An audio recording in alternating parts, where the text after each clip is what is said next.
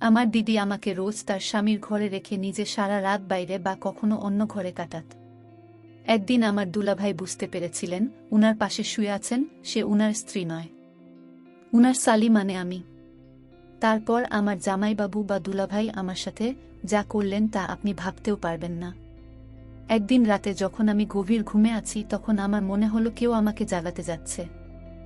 আমি ঘুমের ঘোরে আস্তে আস্তে চোখ খুলে দেখি সামনে আমার দিদি দাঁড়িয়ে আছে। আমি তাড়াতাড়ি উঠে বসলাম। প্রথমে মনে হলো আমার জামাইবাবুর কিছু হয়নি তো, আমার দিদি কেন এত রাতে আমাকে ডাকতে এলো। আমি যখন দিদিকে জিজ্ঞেস করতে গেলাম সে কেন এত রাতে আমাকে ডাকতে এসেছে, দিদির সঙ্গে সঙ্গে মুখে আঙুল দিয়ে আমাকে চুপ করতে বলে, ইশারায় বলে আমাকে ওখান থেকে উঠতে। আমার চিন্তা হয় দিদি এত রাতে কেন আমাকে ডাকতে এলো আর আমাকে চুপ করতে বা কেন বলছে। কিছুদিন আগে শোনা একটা খবরের মতো কেউ কি আমাদের বাড়িতে ঢুকে পড়েছে নাকি। আমি ইশারা জিজ্ঞেস করলাম কি হয়েছে। তারপর দিদি আমাকে যা বলল তা শুনে আমার চিন্তা আরও বেড়ে গেল। আমার দিদি চাই আমি তার ঘরে গিয়ে তার বরের পাশে তার বিছানায় শুই তার জায়গায়। আমি প্রশ্ন করলাম যে সে এমনটা কেন চায় আর আমি তার স্বামীর পাশে কি করে শুতে পারি। কিন্তু সে জেদ করতে থাকে আর বলে যে আমি যেন তার জায়গায় 1 ঘন্টা শুয়ে থাকি, তারপরও যখন ফিরে আসবে তখন আমি ওখান থেকে চলে যাব, কেউ জানতে পারবে না। কিন্তু আমার ভয় হয় যে জামাইবাবু যদি জানতে পারেন তাহলে আমাদের দুজনকেই বাড়ি থেকে বের করে দেবেন, আর আমি একজন পুরুষের সাথে তার স্ত্রীর জায়গায় কি করে শুব। কিন্তু দিদি আমাকে অনুরোধ করে, আর আমার দিদির কাছে অনেক ঋণ আছে, তাই আমি দিদির কথা মেনে নিই আর তার ঘরে গিয়ে তার ঘাটের এক কোণায় শুয়ে পড়ি। ভোর হওয়ার কিছুক্ষণ আগে দিদি ফিরে আসে, আমাকে ডাকে আর বলে নিজের ঘরে ফিরে যেতে। আমি নিজের ঘরে ফিরে আসি, কিন্তু আমার মাথায় চলতে থাকে যে দিদি কেন এমনটা করল আর সে রাতে কোথায় গিয়েছিল। সকালে জলখাবার খেতে গেলাম, দেখলাম জামাইবাবু বাড়িতে আছে আর ওনার হাবভাব দেখে মনে হলো কাল রাতের ঘটনার ব্যাপারে উনি কিছুই জানেন না। আমি জামাইবাবু বেরোনোর অপেক্ষায় বসে রইলাম যাতে আমি দিদিকে জিজ্ঞেস করতে পারি যে এসব কি হচ্ছে। জামাইবাবু বেরোনোর পর যখন আমি দিদিকে জিজ্ঞেস করি সে কাল রাতে কোথায় গিয়েছিল, তখন সে কাঁদতে শুরু করে। সে বলে সে কাল রাতে তার এক বন্ধুর সাথে হাসপাতালে ছিল। এটা শুনে আমি অবাক হলাম। যদি তার বন্ধুর সাথে হাসপাতালে গিয়ে থাকে তাহলে সেটা তো ভালো কথা, সেটা জামাইবাবুকে বলেও তো যেতে পারত। এই কথাটা যখন দিদিকে বললাম তখন সে আমায় বলল জামাইবাবুর সেই মেয়েটাকে খুব একটা পছন্দ করে না, কারণ সে একা থাকে আর তার বিয়ে হয়নি। লোকে মনে করে যে সব মেয়েরা একা থাকে তারা খারাপ হয়। এমনটা সত্যি নয়, কিন্তু অন্য পুরুষদের মতন আমার জামাইবাবু নাকি সে মেয়েটাকে অন্য রকম ভাবে। আমি জিজ্ঞেস করলাম তার বন্ধু কি এমন হয়েছে যে রাতে তাকে হাসপাতালে যেতে হয়। তখন দিদি আমার সেই কথা এড়িয়ে গেল আর আমাকে ধন্যবাদ দিতে লাগল। তারপর বলল যে আমি তাকে কাল রাতে বাঁচিয়ে দিয়েছি। আমারও মনে হলো যে আমি যা করেছি একটা ভালো কাজের জন্যই করেছি। আমি ঘটনাটা বলার চেষ্টা করলাম, কিন্তু কিছুদিন পর আবার একটা রাতে দিদি আমাকে ডাকতে এলো, আবার আমাকে তার ঘরে গিয়ে শুতে বলে। আমি জিজ্ঞেস করলাম আবার সেই বন্ধুর সাথে যাচ্ছ দিদি? দিদি বলল হ্যাঁ। আমি অনেক জিজ্ঞেস করলাম যে কোনো হাসপাতালে যাচ্ছ, কেন যাচ্ছ, যাতে আমি কিছু জানতে পারি। কিন্তু দিদি আমাকে কিছু বলল না, আমাকে নিজের ঘরে পাঠিয়ে সে বাড়ি থেকে বেরিয়ে গেল। আমার কেন জানি না মনে হলো কিছু একটা গন্ডগোল আছে। আমার মনে হলো দিদি হাসপাতালে যাওয়ার নাম করে অন্য কোথাও যাচ্ছে। দিদি 4 ঘন্টা পর ফিরে আসে, আর এই 4 ঘন্টা আমার কিভাবে কাটল তা আমি খুব ভালোভাবে জানি, কারণ যখনই জামাইবাবু পাশ ফিরছেন তখনই আমার মনে হচ্ছে আমি ধরা পড়ে যাব। মনে মনে ঠিক করলাম যে এরপর আর দিদির কথা কোনোদিন শুনব না, আর এরকম কিছু হলে আমি জামাইবাবুকে সব বলে দেব, কারণ আমার মনে হলো জামাইবাবুর সবটা জানা দরকার। দিদি আমার সব কথা এড়িয়ে যাচ্ছে, এইভাবে চলতে পারে না। 6-7 দিন পর আবার আমার দিদি আমার ঘরে আসে আর বলে আমাকে তার ঘরে গিয়ে শুতে। আমি বললাম আমি আর এটা করতে পারবো না। তাকে ভয় দেখালাম যে আমি জামাইবাবুকে সবকিছু বলে দেব। সে বলল আমি এমনটা করলে সে আমাকে বাড়ি পাঠিয়ে দেবে, সে তার বাড়িতে আমাকে লাগবে না। কারণ কেউ তাকে এই বাড়িতে থাকতে দেবে না। আর এতে আমার লেখাপড়া, আমার স্বপ্ন সবকিছু নষ্ট হয়ে যাবে। এটা আমার ভবিষ্যতের ব্যাপার। তাই আমার আপত্তি থাকা সত্ত্বেও আমাকে দিদির ঘরে গিয়ে শুতে হয়। আমি ভেবে দেখলাম এই ব্যাপারটা জানাজানি হলে আমার বদনাম হবে। আমার এখন কি করা উচিত? জামাইবাবুকে সবকিছু বলে দেওয়া উচিত নাকি মুখ বন্ধ রাখা উচিত? আমি শুয়ে শুয়েই সবই ভাবছিলাম, যখন আমার মনে হলো জামাইবাবু আমার দিকে ফিরে শুয়েছে। আমি সঙ্গে সঙ্গে চোখ বন্ধ করে উল্টো দিকে ফিরে শুই। কিন্তু মনে হয় জামাইবাবু বুঝতে পেরেছিলেন যে আমি ওনার বোনও ওনার শালী। তারপর উনি ওনার স্ত্রী, আর আমার উপর নিজের মতো করে বদলালেন। আমার নাম লিমা। আমরা দুই বোন। আমাদের বাড়িতে একটা ছোট গ্রামে। আমার দিদির নাম রাফিয়া আক্তার রিয়া। তার বিয়ে হয় শহরে, আর সে তার স্বামীর সাথে শহরে থাকত। আমি এসসি পাশ করার পর কলেজে অ্যাডমিশন নেওয়ার জন্য ফর্ম ফিল আপ করি। যে কলেজে আমার গ্রামের বাকি মেয়েরা পড়ত সেই কলেজে অ্যাডমিশন নিয়ে। কিন্তু আমার দিদি জেদ ধরে যে সে আমাকে শহরের একটা বড় কলেজে পড়াবে। সে নিজেই আমার সব কাগজপত্র অর্থাৎ ডকুমেন্ট নিয়ে গিয়ে জমা করে দেয়। আমার অ্যাডমিশন হলো তখন দিদি নিজেই বলল আমি যেন তার বাড়িতে থেকে পড়াশোনা করি। সে মা বাবা আর জামাইবাবুকে কি করে রাজি করাল তা আমি জানি না। আমি খুব আনন্দে ছিলাম এই ভেবে যে আমি শহরের একটা বড় কলেজে পড়তে পারব, আর গ্রাম ছেড়ে শহরে গিয়ে থাকতে পারব। বেশি দিন হয়নি আমি এই শহরে এসেছি, কিন্তু আমার দিদি সবসময় আমার পাশে থেকেছে।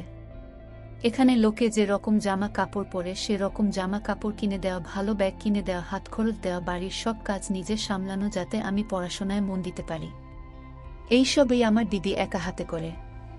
তার জন্য আমার দিদির উপরে অনেক ঋণ। আর এমনিতেও সে আমার দিদি হয়। আমি ওসব কথা শুনতাম। সবকিছু ঠিক চলছিল। কলেজ থেকে যখন প্রথমবার ছুটি পেলাম তখন আমি খুব আনন্দে ছিলাম। নিজের গ্রামে যাব আর নিজের বন্ধুদের সাথে দেখা করব। কিন্তু দিদি আমাকে বেশি দিন গ্রামে থাকতে দিল না। বলল তার বাড়ি ফিরে এসে পড়াশোনায় মন দিতে। দিদি তার মিষ্টি কথায় মা বাবাকেও ভুলিয়ে রাখত। তারাও সব কথা শুনত। আমার মনে হতো দিদি আমাকে খুব ভালোবাসেন, তাই আমার এত খেয়াল রাখেন। নিজে একটা ছোট্ট কলেজে পড়লেও আমি যাতে একটা ভালো কলেজে পড়তে পারি আর গ্রামের সকলের থেকে আগে থাকতে পারি, ও সেই চেষ্টাই করছে। কিন্তু ওর মনে কি আছে সেটা আমি জানতাম না। আমার ছুটির কিছুদিন এখনো বাকি আছে। আমি গ্রাম থেকে ফিরে এসেছি। আমার জামাইবাবু আমাকে বাড়ির একজন মনে করতে শুরু করেছিল, তাই আমার ফেরত আসতে উনিও খুব খুশি হয়েছিলেন। যেদিন আমি গ্রাম থেকে ফিরেছিলাম সেদিন আমি খুব ক্লান্ত ছিলাম, তাই আমি তাড়াতাড়ি শুতে চলে গেছিলাম। সেই দিন রাতে আমার দিদি আমার ঘরে এসে বলে আমাকে তার ঘরে গিয়ে শুতে, যাতে সে জামাইবাবুকে লুকিয়ে তার বন্ধুকে হাসপাতালে দেখতে যেতে পারে। দিদি বলে জামাইবাবু তার সেই বন্ধুকে একদম পছন্দ করেন না, তাই আমাকে তার জায়গায় গিয়ে শুতে বলে যাতে জামাইবাবু বুঝতে না পারে যে দিদি বাড়িতে নেই। আমি দিদির কথা চুপচাপ মেনে নিই। আমি তখন ভেবে দেখিনি যে দিদির কথা মেনে আমি নিজের জন্য কত বড় সমস্যা ডেকে আনছি। 1 সপ্তাহ পর দিদি আবার আমাকে তার ঘরে গিয়ে শুতে বলে। 2-3-1-2 এরকম হওয়ার পর আমি তর্ক করা ছেড়ে দিয়েছিলাম। দিদি যখন আমাকে ডাকতে আসতো তখন আমি চুপচাপ তার ঘরে গিয়ে শুয়ে পড়তাম। কিন্তু একদিন আমার মনে হলো যে জামাইবাবু জেগে গেছেন, আর তিনি বুঝতে পেরেছেন তার পাশে শুয়ে আছে সে ওনার স্ত্রী নয়না শালী। আমি খুব ভয় পেয়ে গেছিলাম। ভাবছিলাম যদি জামাইবাবু আমাকে প্রশ্ন করে তাহলে আমি কি জবাব দেব। কিন্তু তেমন কিছুই হলো না, আর আমার দিদি ফিরে এলো। সকালে আমি দিদিকে বললাম, আমার মনে হচ্ছে জামাইবাবু সবটা জেনে গেছে। কিন্তু দিদি বলল, না, উনি কিছুই জানতে পারেননি। যদি উনি বুঝতে পারতেন তাহলে উনি তোকে বাবা মাকে প্রশ্ন করতেন। উনি তা করেননি, তাই ভয় পাওয়ার কিছু নেই। কিন্তু দিদির কথায় আমি শান্ত থাকতে পারলাম না। এখন আমার কলেজ খুলে গেছে, কিন্তু এসব চলতেই থাকে। আগে আমার দিদি সপ্তাহে একবার করে যেত, কিন্তু এখন 2-3 দিন পর পরই সে রাতে বেরোয়। দিদি আমাকে বলতে চায় না যে আসলে সে কোথায় যাচ্ছে।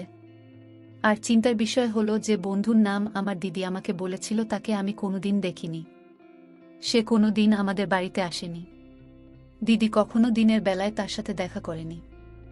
আমার সন্দেহ হয় মনে হয় দিদি কিছু একটা করছে, যেটা জামাইবাবু জানেন। আমি ঠিক করলাম ব্যাপারটা জানাজানি হওয়ার আগেই আমাকে সত্যিটা জানতে হবে।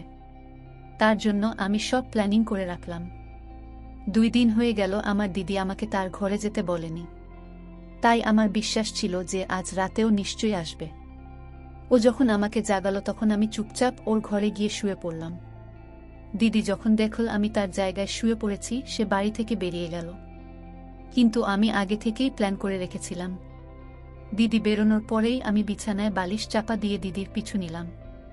এটা করতে আমার ভয় লাগছিল, কিন্তু আমি জানতাম যে আমাকে সত্যিটা জানতেই হবে। আমি জানতাম না এর ফলাফল কি হবে, কিন্তু আমার দিদি যেখানে যাচ্ছিল আমি তার পেছন পেছন যাচ্ছিলাম। আমি এটাও ভেবে দেখিনি যে জামাইবাবু যদি রেগে যান তাহলে কি হবে, কারণ আমার মনে হয়েছিল যে জামাইবাবু সবটা জানেন। গলিটা খুব অন্ধকার। আমি গুটি গুটি পায়ে দিদির পিছন পিছন যাচ্ছিলাম। আমি কালো চাদরে নিজেকে ঢেকে রেখেছিলাম, আর তাই আমি অন্ধকারে মিশে গিয়েছিলাম। আমি খুব ভীত ছিলাম, মনে মনে খুব ভয় হচ্ছিল, কিন্তু দিদি নির্ভয়ে এগিয়ে যাচ্ছিল। আমার মনে হলো দিদি বুঝতে পারছিল কেউ তার পিছন পিছন আসছে, কারণ সে কিছুক্ষণ পর পর পেছন ফিরে দেখছিল। কিন্তু আমি অন্ধকারে কালো চাদর চাপা দিয়ে চলছিলাম, তাই ও কিছুই বুঝতে পারেনি। আমি দেখলাম মেন রোডে দিদি একটা গাড়িতে চেপে চলে গেল। অন্ধকারের জন্য আমি গাড়ির নাম্বারটা দেখতে পেলাম না। আর দুঃখের বিষয় এই যে গাড়ির হেডলাইট অন ছিল না, আর গাড়িটাও কালো রঙের ছিল। তাই জন্য আমি কিছুই বুঝতে পারলাম না যে গাড়িটা কি রকম বা তার নাম্বার কি। আমার আর কিছু করার ছিল না, তাই আমি ফিরে এলাম। চুপচাপ দিদির ঘরে গিয়ে শুয়ে পড়লাম। কিন্তু আজ রাতে আমার মনে হলো যে জামাইবাবু জেগে গেছেন আর উনি বুঝতে পেরেছেন যে তার পাশে তার শালী শুয়ে আছে। কিন্তু তিনি কোনো প্রশ্ন করলেন না, আর আমিও কোনো আওয়াজ করলাম না। একদম চুপচাপ শুয়ে রইলাম। প্রায় 4 ঘন্টা পর রিয়া আপু ফিরে এলো। দিদি আমাকে নিঃশব্দে ইশারা করল, আর আমি রোজকারের মতন উঠে নিজের ঘরে চলে গেলাম। দিদি নিজের জায়গায় শুয়ে পড়ল, কিন্তু আমি ঠিক করে নিলাম যে কাল সকালে আমি দিদিকে আমার প্রশ্ন করব। আরও যদি আমার প্রশ্নের উত্তর না দেয় তাহলে জামাইবাবুকে আমি সব সত্যি বলে দেব, কারণ আমি আর এসবের মধ্যে জড়াতে চাই না। দিদির উপর রাগ হয়। তখন আমি 100% নিশ্চিত ছিলাম যে ভুল পথে হাঁটছে আর ওর এমন কোনো বন্ধু নেই। মনে হয় 3-4 ঘন্টার জন্য দিদি অন্য কোনো ছেলের সাথে যেত। আমি যখন দিদির ব্যাপারে গভীরে ভাবতে শুরু করলাম তখন আমার মাথায় এল যে জামাইবাবুর স্যালারি তেমন বেশি নয়। তাহলে দিদি রোজ নানা রঙের শুটকি করে পরে, আর আমাকে হাত খরচাই বা কোথা থেকে দেয়? এত টাকা ওর কাছে কোথা থেকে আসে? যত বেশি ভাবি ততই আমার সন্দেহ বেড়ে যায়। কিছু তো গোলমাল আছে যা আমাকে খুব চিন্তিত করে দেয়। আমি ভাবি এটা জানাজানি হলে আমার ভবিষ্যতের কি হবে? আমার বদনাম হয়ে যাবে। আর ভাবি দিদি এমনটা কেন করছে? দিদির তো একটাই স্বপ্ন ছিল যে তার বিয়ের শহরে হবে। তার সেই স্বপ্ন পূরণ হয়ে গেছে। বিয়ে যখন হয়েছে তখন নিজের স্বামীর সাথে বিশ্বাসঘাতকতা কেন করছে? এরকম অনেক প্রশ্ন আমার মনে ঘুরপাক খাচ্ছিল, যার জবাব আমার কাছে ছিল না। এসব প্রশ্নের উত্তর একমাত্র দিতে পারে, কিন্তু ও আমার কোনো প্রশ্নের উত্তর দিতে চাইত না। সব প্রশ্নের জবাব খুঁজতে আমি পরের দিন কলেজ থেকে ছুটি নিয়ে নিলাম। জামাইবাবু বেরোনোর পর আমি দিদিকে প্রশ্ন করলাম, সে রাতে কোথায় যায় আর কার সাথে যায়? আমি ওকে বললাম আমাকে যেন সব সত্যি কথা বলে, কারণ আমি জানি ও কোনো ভুল কাজ করছে।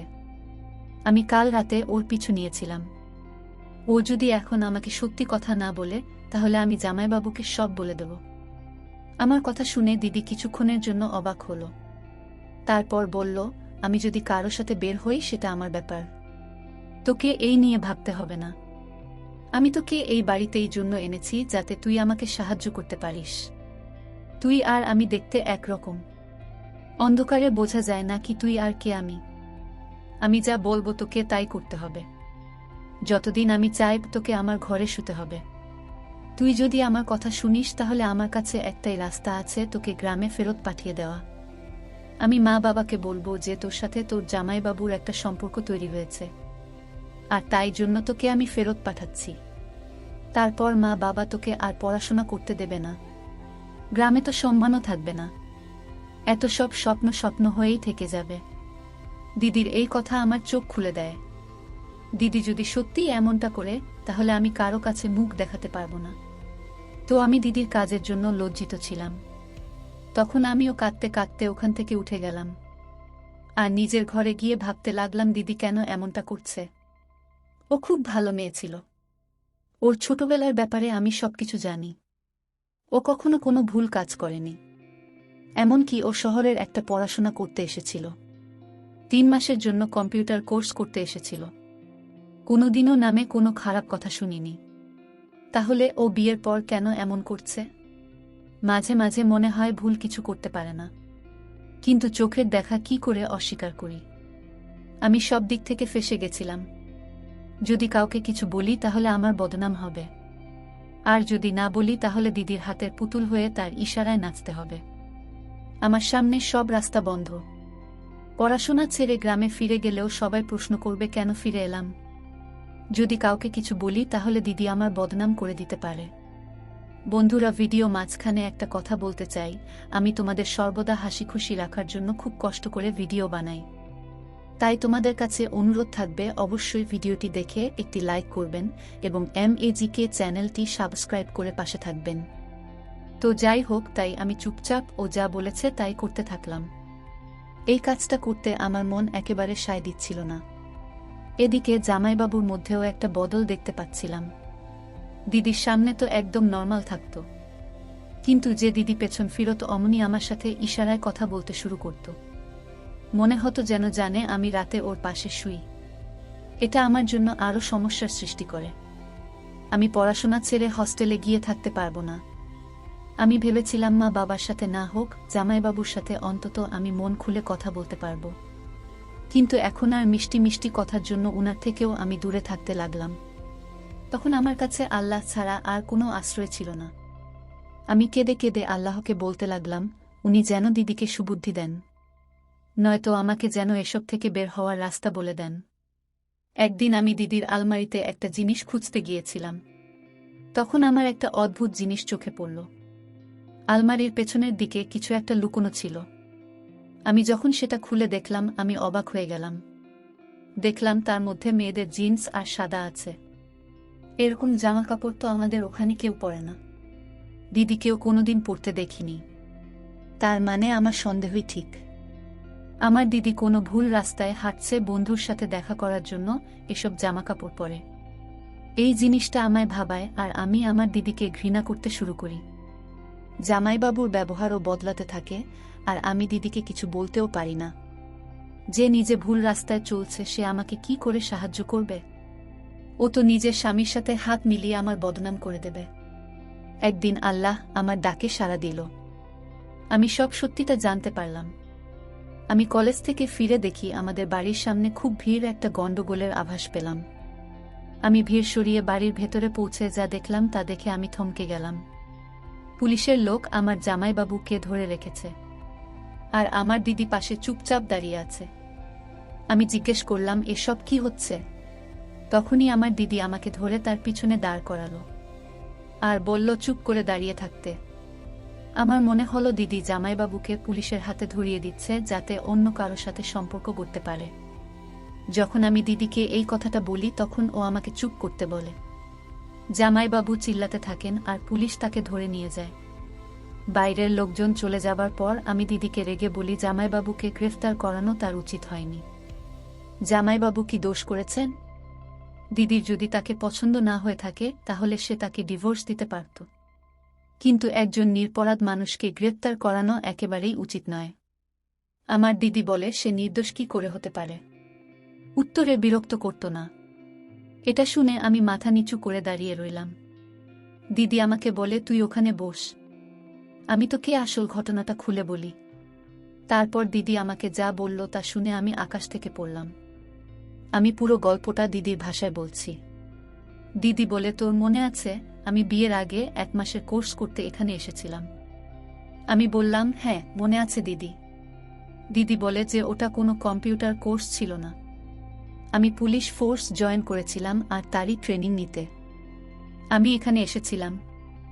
এই কথাটা বাড়িতে কেউ জানত না, শুধু দিদি আর মা বাবা জানত। কিছু বছর পর আমার সম্বন্ধ আসছে। আর মা বাবা জোর করে আমার সেখানে বিয়ে দিয়ে দেয়। প্রথমে আমিও এই বিয়েতে খুশি ছিলাম, কিন্তু বিয়ের পর যখন দিদি জামাইবাবুকে বলে যে সে পুলিশ ফোর্স জয়েন করতে চায়, তখন জামাইবাবু আপত্তি জানান। দিদি জামাইবাবুকে এটা বলেনি যে সে অলরেডি পুলিশ ফোর্স জয়েন করে ফেলেছে। যখন দিদি কাজে জয়েন করে তখন ওর হেড ওকে বলে ও যেন ডিজাইন না করে, রোজ ডিউটিতে আসতে হবে না, পুলিশের যে সব গোপন মিশন হয় তাতে যেন সাহায্য করে। দিদি এতে রাজি হয়। সবাই এটাই ভেবেছিল যে বাড়ির চাপে তার স্বামী তাকে পুলিশ ফোর্স জয়েন করতে বারণ করে। একবার দিদিকে একটা গুপ্ত গ্যাং এর বিরুদ্ধে প্রমাণ জোগাড় করতে বলা হয়েছিল। এই কাজটা সে তার স্বামীকে না জানিয়ে শুরু করেছিল। এই গানের ব্যাপারে খোঁজখবর করতে গিয়ে জানতে পারে যে তার স্বামীও এই গানেরই একটা অংশ, আর এই কারণেই তার স্বামী তাকে পুলিশ ফোর্স জয়েন করতে বারণ করেছিল। তাই দিদি একটা জুয়া খেলার সিদ্ধান্ত নেয়, আর তাতে আমাকে ব্যবহার করে। রোজ রাতে যে বেরিয়ে যেত সেটা ওর কাজের জন্যই যেত। আমার মতো দিদিও জানত যে জামাইবাবু সবটা জানতেন।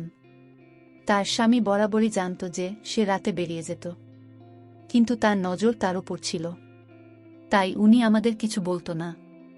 তার এটাই মতলব ছিল যে একদিন সে আমাদের হাতে নাতে ধরবে, আর এই ঘটনাকে বাহানা বানিয়ে আমাকে ছেড়ে দিয়ে তোকে বিয়ে করবে। আমি সবকিছু জানা সত্ত্বেও চুপ করে সব সহ্য করছিলাম, কারণ আমি জানতাম যে এই সবটাই একটা খেলা।